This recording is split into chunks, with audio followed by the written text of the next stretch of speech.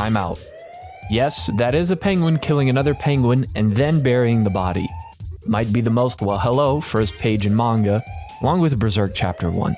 But what in the world is this, and why? The manga in question is Before You Go Extinct, written by Takashi Ushiro Yato and illustrated by Kanato Abiko. If you want to know if it's worth your time, yes, 1000%, it's only 6 chapters, and it's a very unique feeling manga that will stick with you because it throws so much at you for just 6 chapters in the form of dark comedy, with animals so cute it can kill. Literally. At least I know that one penguin's misery has ended. Dinner's ready, Pen. Merle. We're having krill tempura today. You're really not gonna shoot me? Mighty tasty. Guess it must be the season for it. Winter krill tastes like the end of the world. Merle is warming a stone.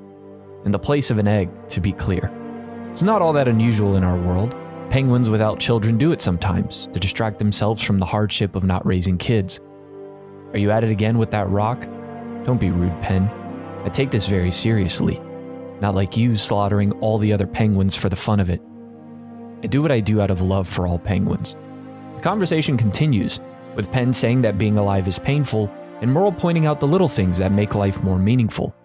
Pen finishes his dinner and says he's off to bed. I killed another 100 or so penguins today, and I'm beat. Merle encourages Pen to pray, and he says he won't pray. They're all better off. Besides, praying won't save me. You know, a nihilistic penguin wasn't on my bingo card, but color me intrigued. The chapter continues with him killing more and more and more penguins. Merle then suggests a more efficient way of killing the penguins by making it harder for them to reach the sea, and therefore they starve. So just like real-life construction workers, he makes a bunch of machines appear out of thin air on site, and then the 2 penguins talk about the end of their kind while watching an aurora borealis. Pen then asks about the stone, and Merle shares that they are doing it as a form of protest. How most creatures emphasize reproduction, and those who don't partake are seen as unproductive. And Merle wants to prove that our value as living things isn't just about productivity. Merle says that one day Pen will be able to save someone too. At that moment, an entire army shows up to stop him since he was set up by Merle. A Rambo scene then breaks out with fucking Penguin Rambo. People are like, this is some cool shit. Pen says he does what he does out of love, but then a moment of regret strikes him as he falls to defeat. Chapter 2 jumps to 2 Hawaiian crows talking about tradition and culture, in particular a funeral, so that they can go up to crow heaven where there is an all-you-can-eat buffet.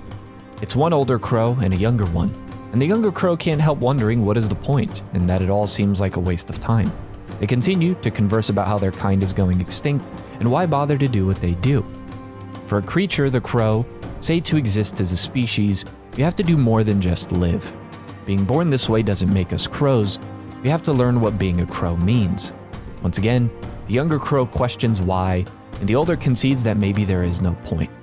You're right, maybe there is no point. But all of this makes us what we are, Loco. Being born, wanting to mourn somebody. These are lovely things. Look, there's a wake for another crow today. Go show them what you've learned. The younger crow leaves, and the older crow holds the warming stone. Yes, lovely things.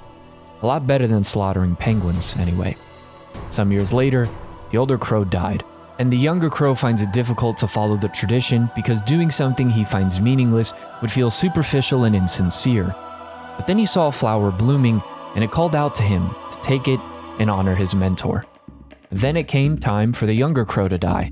But now, the only crows left are the ones that were taken by the humans to keep their species alive. But they don't know the tradition. As he goes to close his eyes for a final time, he repeats that it's all pointless. But then 2 crows wake him up and ask what are they supposed to do, since they want to pay their respects. The dying crow says there's no point, but then one of the new crows says, you're probably right, but you just seemed lonely lying there. In that moment, the crow realizes that maybe that is the point, and he instructs them the same way his old mentor instructed him. The manga continues and we see otters, beavers, flightless parrots all go through things as they try to live, not just survive, which is what you would expect from a story about animals. The struggle to find food, water, to escape the predators in their habitat, out there trying to kill them for food. Instead, it chooses to look at the human struggle of things, which is finding a purpose beyond just surviving, and to look at those who don't align with what is deemed as a good or productive life. It's hard not to look at the context of Japan itself when it comes to the themes explored in this manga. While most of it would apply to anyone with a brain and a heart, it's been well documented the issue Japan has been having with a declining birth rate. And if no matter what you do, you're going to reach the same end goal as everyone else, then why bother? Why draw? Why reproduce? Why make music, make friends, fall in love, have connections, when the only thing that matters in today's world is being productive and accomplishing things? Sure, you could spend an hour getting your mind in the right place and doing something you actually enjoy, or you could use that hour to make more money and contribute more to... what exactly? Everything is so fucking expensive, you have no time to relax. So if you're not being quote-unquote productive, then what's the point? I had a conversation this year with a friend of mine who, when I met him, was very drained. You could tell that he was trying to find anything on a day-to-day basis to distract him from what he felt was a meaningless existence. Both of us at the time heavily pursuing this whole YouTube thing. Later on, when we talked more about important things, he expressed that sentiment, and fast forward, I found myself in the middle of the most difficult months of my life.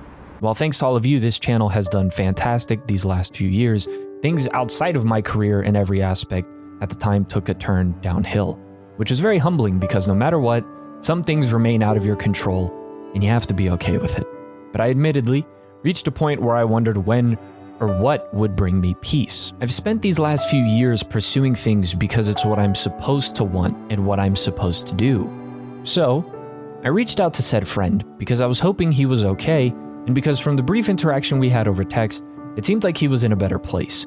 Just like me, he's tried different things but then ultimately came to the conclusion that we weren't made to find the answer to meaning, but to make our own. In a weird way, I wasn't really fond of that answer at first, but then the more it sunk in, the more I felt a weight leave my shoulders. A few weeks ago, I was driving with my younger brother to the gym, and he said he thought it was cool how we made up Christmas and the idea of being jolly and spending time with others during the time of year where it's coldest and gets dark early in the day. Even though I had understood what my friend had previously told me, at the moment it really clicked. And it was beautiful to see it all kind of be laid out to me while reading this manga, in the form of penguin genocide, otters juggling, and parrots performing at concerts. They each decide to find something of their own. If you spend your whole life looking for the answer, life will pass you by and you will miss out on all the things and people you could have made your answer. As we see with the final chapter. No one. No one at all. I don't see a soul. No one but us. We're all alone. Penguins have gone extinct. There are only 2 penguins left on the planet, me and Dad. We then see the past of the younger penguin, the time he was almost abandoned as a child, and, well, the man who he now calls Dad. A penguin with a scar on his face. You might think there's nothing in this world worth living for, but fight the urge to rue being born. There has to be. The younger penguin wakes up from his dream, talking about how his adopted father doesn't have much time left, and so before that, he'll kill him. I get it now, Dad. Why you saved me. You were scared to be left alone, to be the only penguin in the world. I don't want you to die alone either. So, I want us to die together, Dad. We then see a bunch of explosives behind the younger penguin. Are you scared to be alone after I die? Is that it? How could I not be? You know how freaked out I've been, don't you? Every single day I dream about you leaving me behind. I jump out of bed to make sure you're still next to me, that you're still breathing, but not anymore. No more fear, no more anxiety. This is the end of my nightmares, Dad.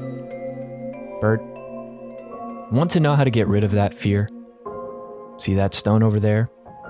Sure, so what? How about warming it a little to ease your worry? Once again, the same question is asked. What is the point? Call it a protest. Against the world. Against the way things are. Call it living with intention in a world we can't control, neither following blindly nor rebelling recklessly, but protesting, letting the world know we exist. Well, that's what someone once taught me, I think. Confirming that the older penguin is indeed Pen from the first chapter who survived. Bert is still hell-bent on both of them dying, but Pen tells him that he was glad that he was in his life, that he was glad that he was born, and that he didn't abandon him that day. I love you, Bert, and that's the truth. The explosion goes off, and the two of them survive. Turns out the explosives were old pieces of shit. Penn then asks Bert what he plans on doing once he dies, and Bert says, "Only one choice. I'll warm the stone."